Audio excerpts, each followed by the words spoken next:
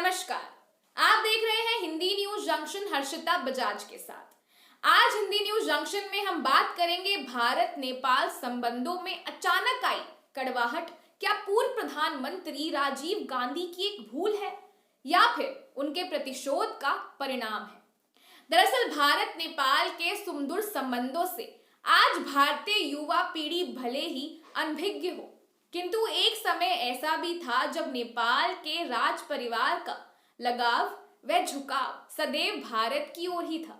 यह लगाव इतना था कि भारत के स्वतंत्र होने पर नेपाल के राज परिवार ने स्वयं राजपाट त्याग कर नेपाल का भारत के साथ एक राज्य के रूप में विलय का प्रस्ताव रख दिया था। परंतु अपनी बुद्धि पर अपने गुरूर और अहंकार की चट्टाने रखकर घूमने वाले तत्कालीन भारतीय प्रधानमंत्री नेहरू ने यह प्रस्ताव ठुकरा दिया था और तर्क दिया था कि इतना बड़ा देश वैसे ही संभालना मुश्किल हो रहा है, भला और अतिरिक्त भूभाग कैसे संभालेंगे। विश्व का एकमात्र हिंदू राष्ट्र नेपाल से राजतंत्र को समाप्त कर देने के लिए राजीव गांधी की सरकार कटिबद्ध हो गई थी और इसी कटिबद्धता को उसके परिणाम तक पहुंचाने के लिए भारतीय गुप्तचर एजेंसी रॉ ने नेपाल में एक गुप्त ऑपरेशन चलाया था।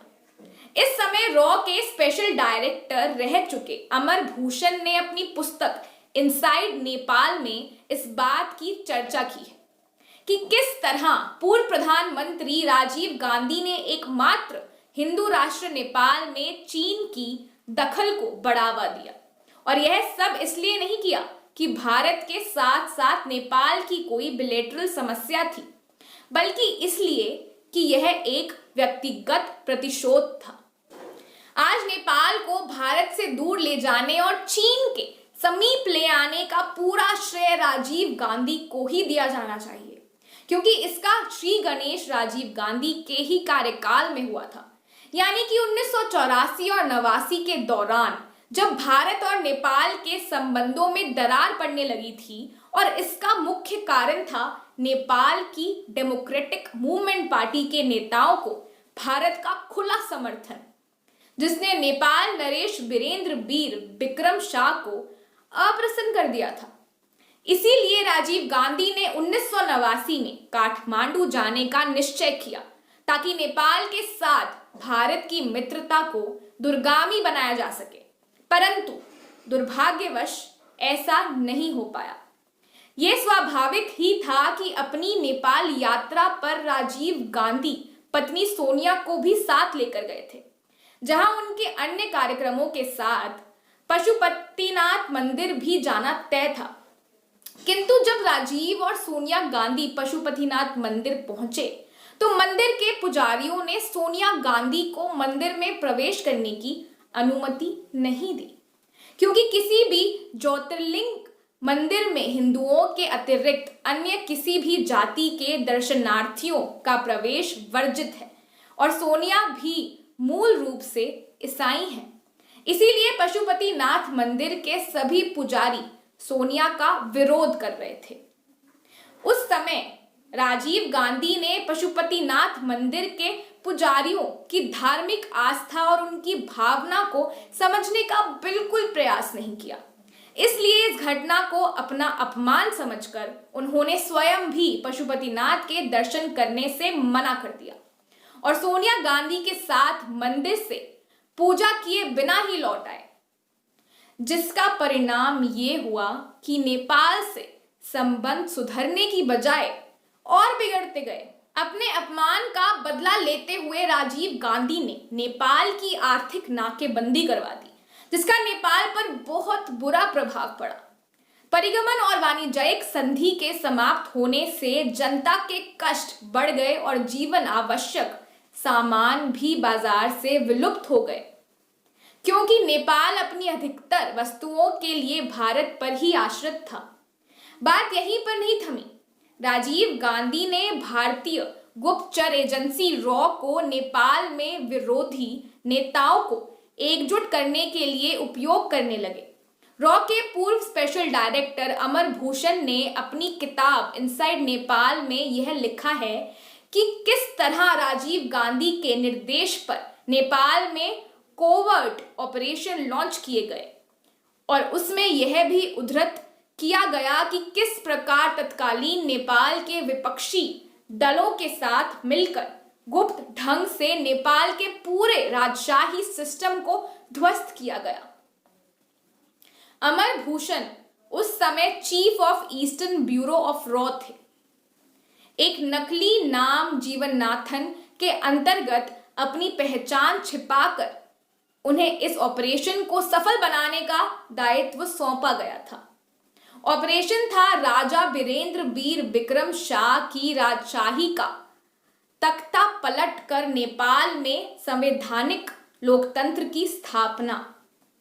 उन दिनों नेपाल की जनता ने राजतंत्र के अधिकारों में कटौती करने एवं लोकतंत्र की स्थापना के लिए बड़ा अभियान चला रखा था।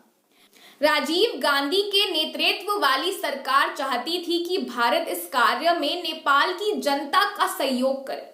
रॉ ने नेपाल के सभी राजनीतिक दलों व संगठनों के बीच एकता बनाए रखने के लिए मेहनत की। गुप्त ऑपरेशन के अंतर्गत अमर भूषण उर्फ जीवननाथन ने नेपाल के बहुत से लोगों को राजशाही के विरुद्ध अभियान के लिए प्रशिक्षित किया। भारत द्वारा लगाए गए आर्थिक प्रतिबंधों से विवश होकर नेपाल के राजा बीरेंद्र बीर बिक्रम शाह को अपनी सहायता के लिए चीन की शरण में जाना पड़ गया। भारत कभी नहीं चाहता था कि पड़ोसी देशों में साम्राज्यवादी चीन का प्रभुत्व प्रगाढ़ हो। इसके बाद रॉ जीवननाथन ने माओवादी नेता पुष्प कमल दहल प्रचंड को लुभाने के प्रयास शुरू कर दिए ताकि वह राजशाही के विरुद्ध रचे गए संघर्ष में अन्य राजनीतिक दलों का साथ दे। वैसे तो 21 मई 1991 को एक राजनीतिक रैली में राजीव गांधी की हत्या हो गई, किंतु नेपाल में उन्होंने जो अभियान चला रखा था वो अंत सफल रहा। नेपाल के राजा बीरेंद्र बीर बिक्रम शाह की राजशाही का अंत हो गया। नेपाल में आम चुनाव हुए तो नेपाली कांग्रेस पार्टी सत्ता में आई, लेकिन राजीव गांधी ने जिस तरह प्रचंड को अपना मोहरा बनाने का प्रयास किया था वह भारत की विदेश नीति के लिए उल्टा पड़ गया, क्योंकि प्रचंड एक माओवादी नेता है और उसके सत्ता में आते ही नेपाल पूरी तरह से चीन की ओर झुकता चला गया और हुआ भी यही। प्रचंड आगे चलकर 2 बार नेपाल के प्रधानमंत्री बने।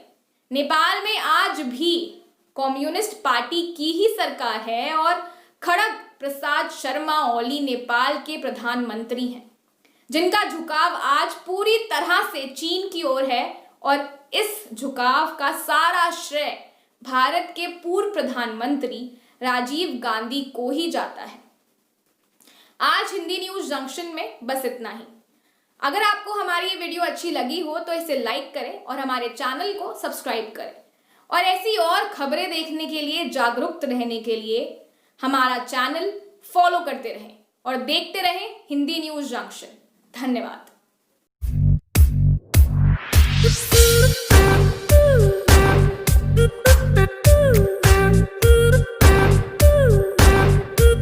Thank you.